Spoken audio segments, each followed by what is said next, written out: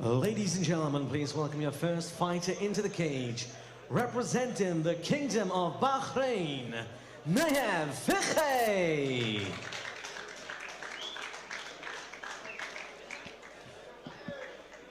We move up to the junior welterweight division. Oliva Vs Fikey, Bahrain, making his way to the blue corner.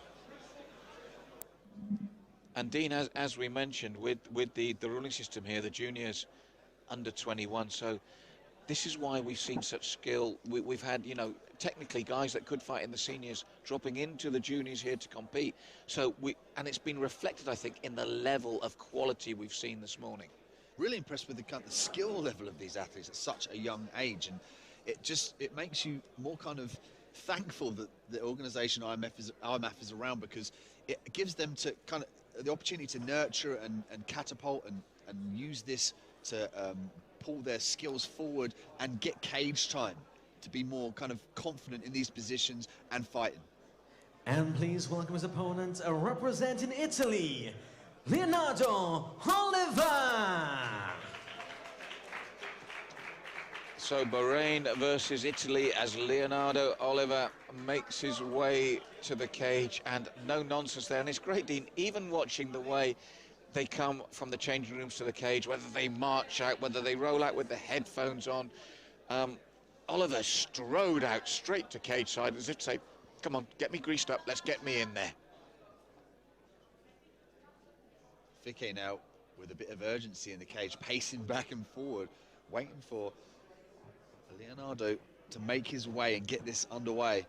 And looking at the two athletes here, I'd hazard a guess to say that Leonardo is the taller of the two. I was thinking the same, Dean. It's that body weight distribution we talked about again, because Fikey looks stockier and shorter and possibly more muscular at the weight, whereas you've got the lean and taller Oliver, which we've noticed in previous bouts. The weight distribution is fascinating when it comes to how the bout might pan out.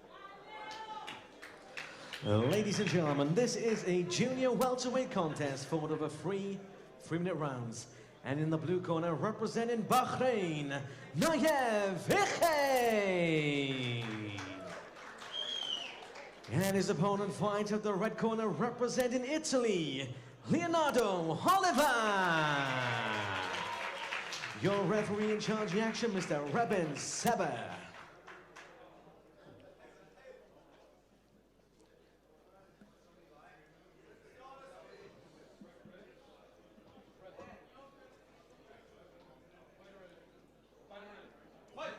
Round one, junior welterweight division. Oliva Vs Fikey, Bahrain in the blue. Leonardo Oliva, Italy in the red. And as you said, Dean, he is the taller of the two men. Can he make the range pay? Fikey has some good Muay Thai techniques. He'll often parry out the kicks and respond straight away with punches. And he's got to kind of gauge the distance here. And Leonardo using that range to force him back against the cage here.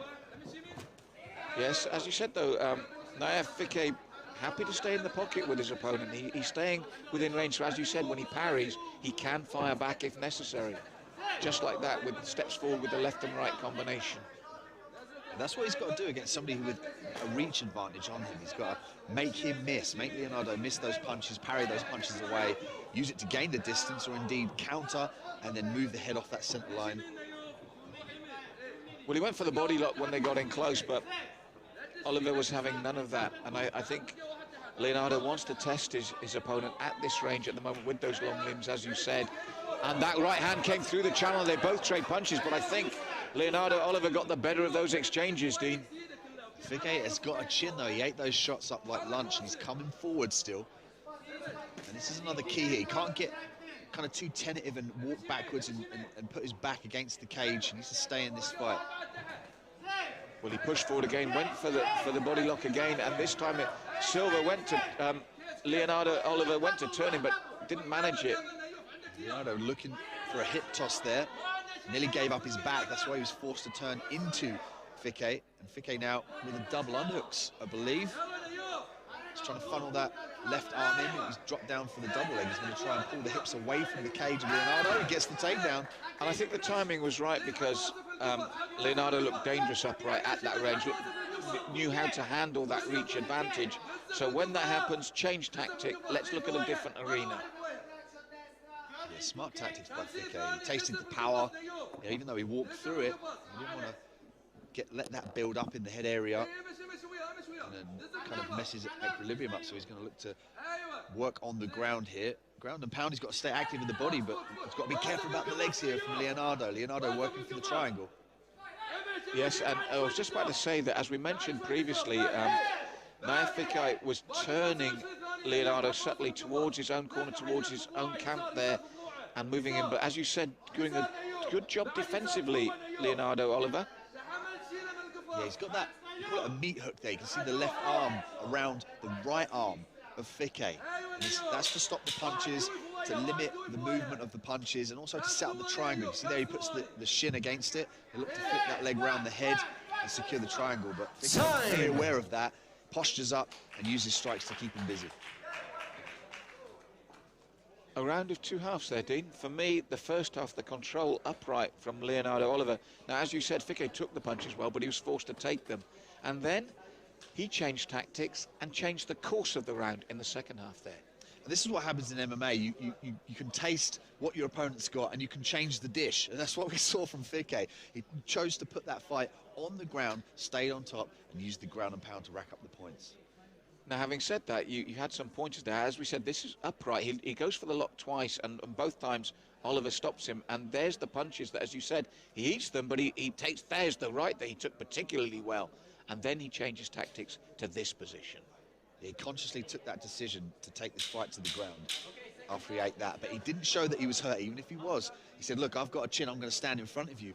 And that makes Leonardo think this is going to stay in the striking realm, but all of a sudden, Fikey chooses to take it to the ground.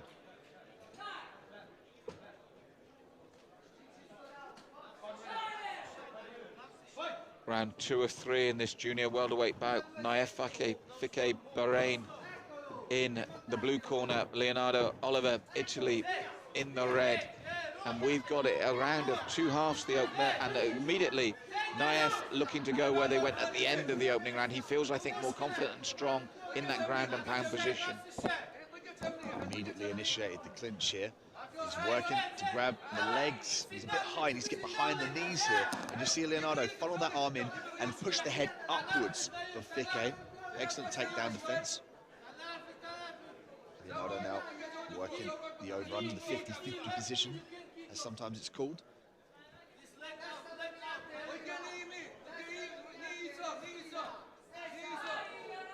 Fikey now working the legs with the punches, very active up against the cage, looking to get the damage up there. And now, look, a bit of a skip of the leg there. I was going to say, Leonardo shot across the cage there, didn't he? And then he suddenly stopped to say, oh, I'm just that bit too close.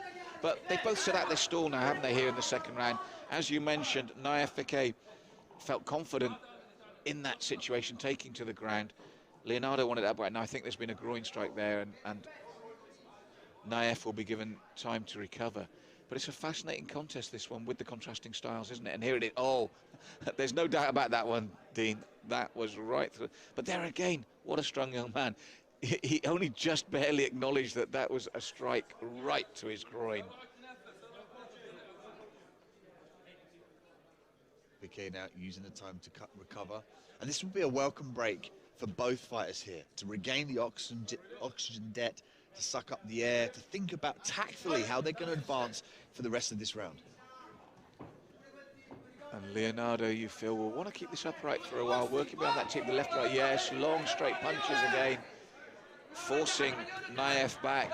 Naif looks to come forward again, but he's either got to be right in, Dean, or right out of range when Leonardo starts throwing those straight punches.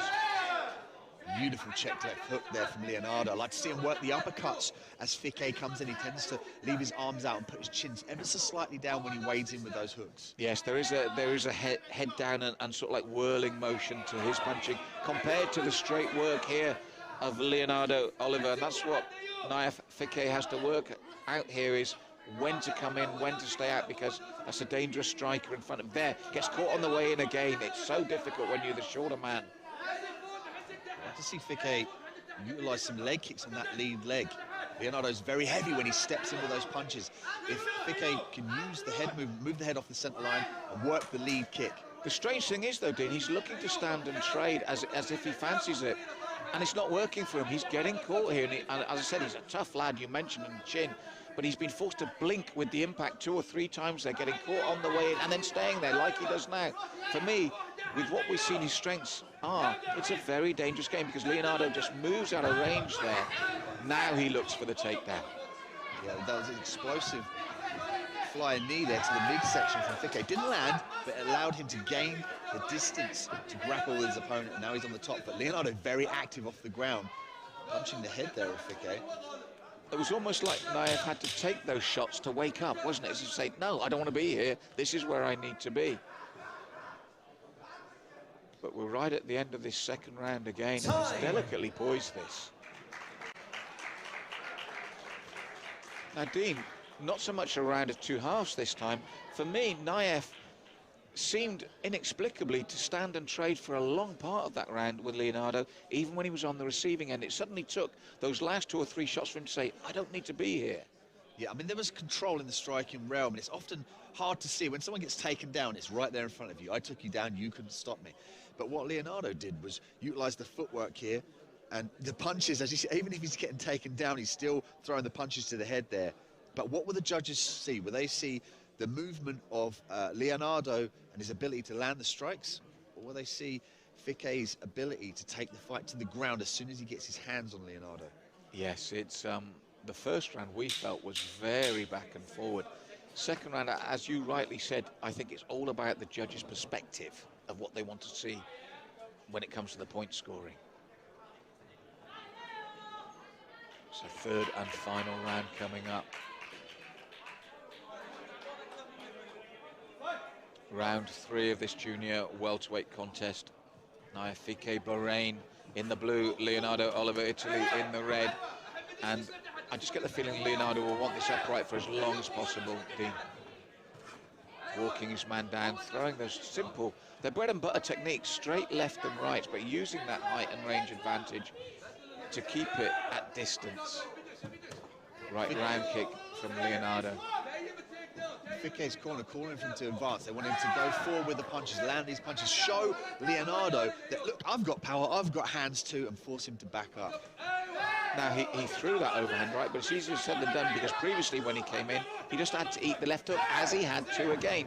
And that's why he's gone for the takedown again, Dean. When he comes forward for the punching, he has to eat the hooks. Leonardo trying to stuff the head downward of Fikey.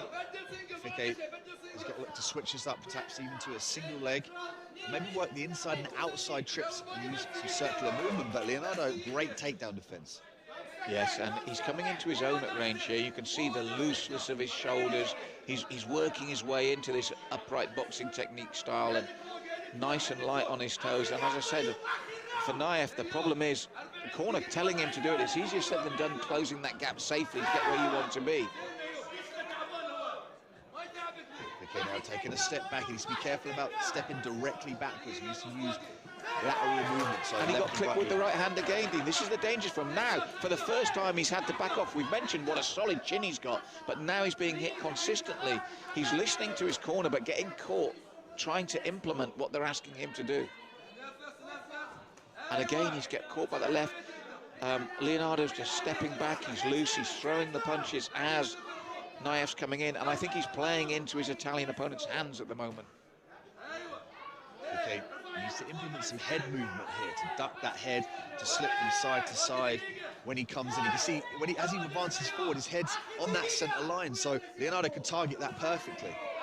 Well, as you said, he's got to make that movement either for a level change in the takedown or to roll and throw. It's one of the two. You roll and you throw if you're going to stand and engage with him, or you roll and then initiate that level change for the takedown, because at the moment, as you rightly said, Dean, this is perfect. Look, he's finally having to back up now, and he's finally showing that he's feeling these punches, because it's all at Leonardo's range. And it's only because he's such a tough young man, he's still in there. He's eating these shots, but they do work their way up to a point where they mess with your equilibrium, your balance, your ability to fight. That's a nice body kick there, and it looked like Leonardo was hurt. This could be a real turnaround, Dean. You're right. He got caught there. He suddenly stopped, took the midsection, and that was all that Naif needed. What a turnaround. It was all in Leonardo's favour. Then you called it. The body kick came in, and suddenly Leonardo stiffened and gave just the hint. Is it enough late in the bout? What a turnaround. Massive shift of inertia there at the end from Fikey. That body kick was beautiful, and he's got his hands up. He believes he's won this, and you can still, and there we go. Leonardo matches that, and there is his coach's smart play. Look, put your hands up, show the judges that you believe you won. Yes, tactical awareness from both teams, but that third round had absolutely everything, Dean. You had Naif Fikey deciding to stand and trade with Leonardo Oliva and being punished for most of the round with it. And then in desperation, when the crowd, the Italian supporters here are getting behind Leonardo, forging forward, suddenly out of desperation, Naif throws the body kick. It lands perfectly, and Leonardo suddenly goes, ouch. And then Naif flies forward, takes him down. It'll be interesting to see how much of the round the judges attribute to both men's skills here. This is potentially on a knife edge.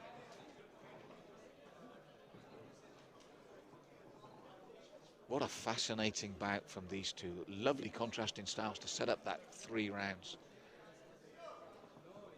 And we spoke about how Fikey should have implemented the low leg kicks, but he implemented the kick to the body that actually changed it around and could have won him this fight.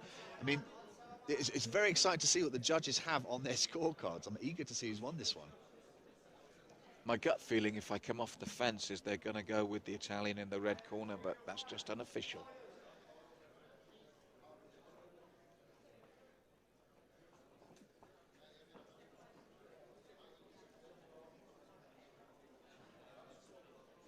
Waiting the decision here. IMF European Championships from Bucharest in Romania. Well, one of the reasons for this could be close, and they could be looking at the scorecards very closely, Dean, before we get the official announcement to make sure that it's the right one, because this is the longest we've had for a decision so far, and we have admitted with the clash of styles, it could be judging perspective at play here. Here comes Ricky finally to announce it. And I think there has been a little bit of debate on this one. Hey, just know it. Just know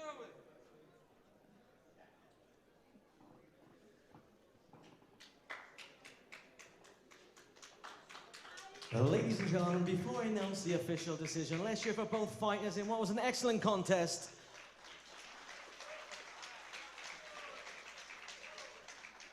And after 3 rounds of action, we've had to go to the judges' scorecards. The judges scored about 30-27, Fikey. 30-27, Oliver. And 29-28 in favor of your winner by split decision. In the red corner, representing Italy, Dean, Leonardo Oliva. Right. Wasn't that interesting? One judge gave all 3 rounds to Fikey. The other judge gave all 3 rounds to Oliver, and I went with the third judge that gave it to Oliver by the closer margin. I'm glad I called it right, but it shows how delicately balanced that whole bout was. I mean, they always say never leave it in the hands of the judges, and sometimes you can't help that. You've got to get after it and look for the finish. I mean, after he hit him with that body kick, he swarmed in, and you could see Leonardo cover up for a second. Look at the replay here from the handiwork Leonardo, that beautiful straight punches down the pipe. And seeing Fikey's punches did the takedowns here, and we see Leonardo very active whilst the takedown is being obtained. There's the overhand right. Let's see if we can see the body kick from the replay. Boy, wait, that wasn't it. Fikey running forward. I think that was just after the body kick. Just after that body kick, Dean, yeah. Finish the fight, yeah. 20 seconds earlier, this could have been a different bout, but that was, as he takes him to ground there, you hear the last 10-second clicker come in, and I think that's what did it for Leonardo.